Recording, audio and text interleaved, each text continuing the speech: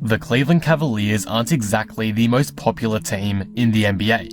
They're a small market club with no superstar players that will attract the eye of casual fans, and for that reason, a lot of people tend to overlook this team and the quality of talent that it has. However, after myself looking at the Cavs roster and with the very recent addition of Lauri Markaenen in a trade the other day, I personally feel like Cleveland has a very bright future with the young core of players that it has, and it's a core that could help them go as far as the play-in tournament next season. So, in today's video, I'll be taking a look at the Cleveland Cavaliers' main roster elements going into next season, why these pieces excite me, and overall, why I believe we could see the Cavaliers take a leap in 2022. Before we start, if you're new here and enjoy the video, be sure to subscribe for more NBA content like this. I'm trying to reach 18,000 subscribers, so all support would be greatly appreciated. Anyway, with that all being said, let's talk about the Cleveland Cavaliers. The first player in Cleveland's core that I want to speak on today is Collin Sexton.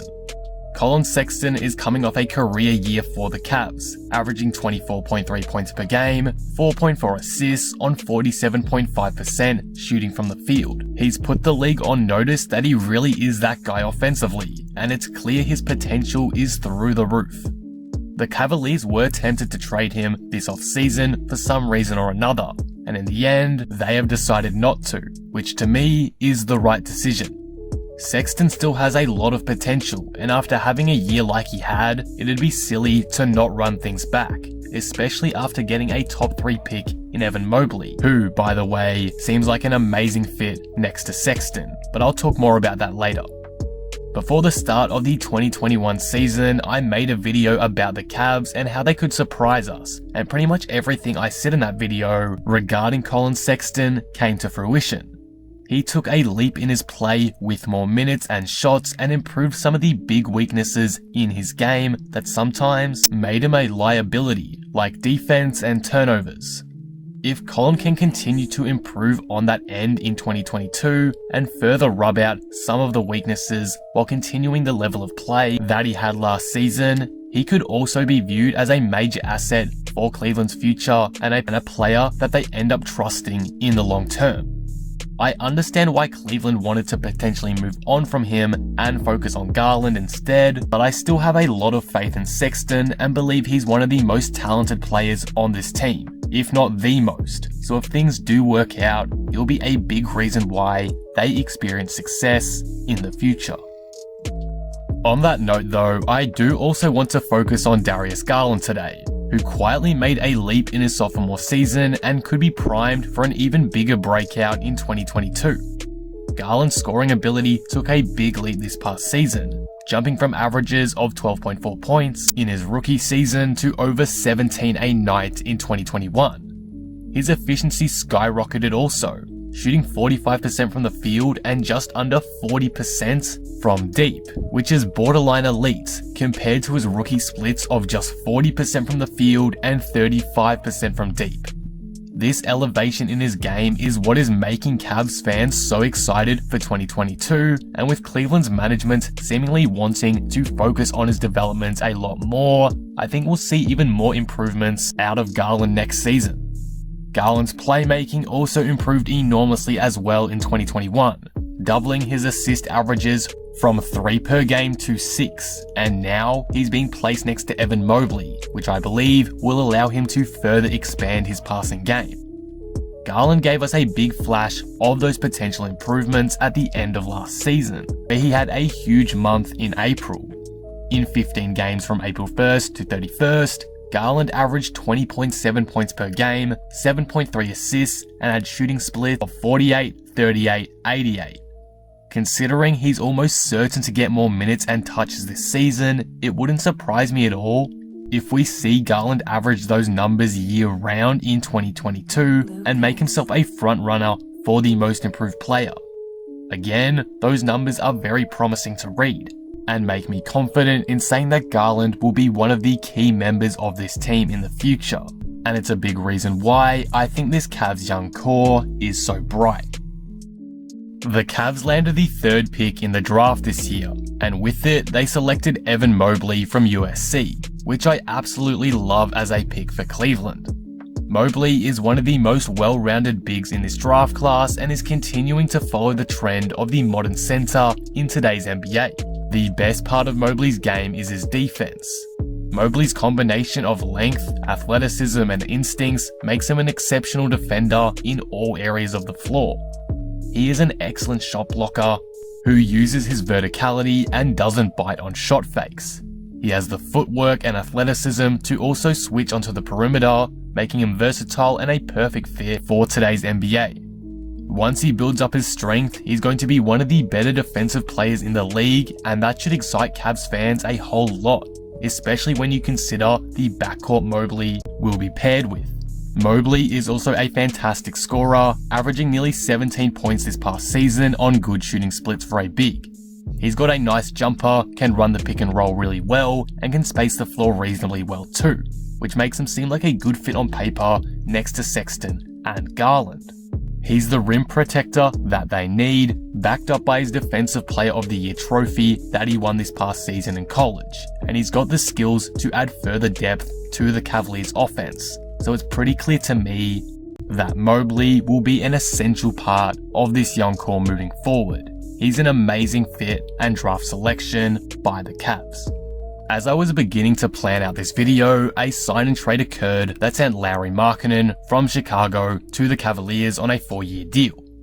A lot of people are confused about why Cleveland decided to make this trade, but I don't think it's awful.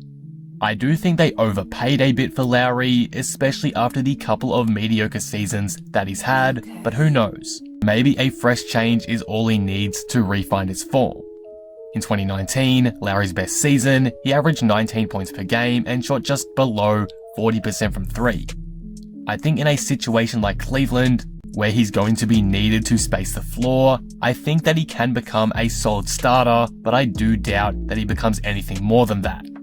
He's still young though, with plenty of room to grow, and if he's utilized correctly, which I do understand is a concern with him in Cleveland, I think he could find his way to all-star caliber status, but again, I do admit that's pretty unlikely. Lauri's biggest problem is not being aggressive enough. That's held him back from reaching his full potential. If he uses his height to his advantage down low while also remaining threatening from the perimeter, that will disrupt defenses quite heavily and allow for his teammates to have more space. Again though, we'll have to wait and see what happens, but this could be a fresh start for Markaenen that he needs, and if he's able to make the most out of it, he could become a solid player once again at an NBA level. The last couple of players that I want to look at today are Issac Okoro and Jarrett Allen. Jarrett Allen is one of the better young centers in the league today. He's a phenomenal rim protector and rebounder who shows a lot of heart defensively. This past season, he averaged a double-double and he shot around 65% from the field. In his short stints in Cleveland so far, he's fit in perfectly and can be a great backup center or starter moving forward, depending on how the Cavs use Mobley initially. Allen also fits the timeline of this team really well. He's only 22 years old right now, going on 23 next season, which is just crazy to think about. So when the Cavaliers make a playoff push in a couple of years' time, with Collin Sexton and Darius Garland entering their prime, he's going to be there right alongside them, playing the best basketball of his career as well. Issac Okoro showed promise in his rookie season, and after a slow start, really got things going after the All-Star break. His efficiency still needs work, but you can't hate too much on what he's done and where he seems to be headed. It was just his rookie season after all. Okoro's defense has been a big help in improving this team, and if the upward trend in that department continues into next season, it'll be evident that he's a key guy for the Cavs going into the future. So those are all the members of the Cavaliers that I think will be or could be the core of this team's future, assuming things work out okay with Sexton and Garland next season. But with that being said, how good are the Cavs realistically? Where do they finish next season? Right now, I'd place Cleveland around the 10th to 13th seed, 10th being their ceiling and 13th being their floor. Cleveland's talent on paper has grown this offseason, so that should see them improve next season, so seeing them repeat as the 13th seed doesn't seem overly likely to me, though it is still a possibility, which is why I have it as their floor. It'll be very tough to make the playoffs in the East right now, and again, I don't think that's a reasonable expectation for this team. This squad is building for the future, not the now at this moment. But if things go really well for them next season, and Evan Mobley turns into something amazing, this side could sneak into the play-in tournament. As of right now, I'd easily have Cleveland above the Magic, and on a similar level to Detroit, Charlotte, and perhaps Toronto, but Toronto could also leap into the playoffs, so you never know, but again, similar level to Detroit and Charlotte in my view right now.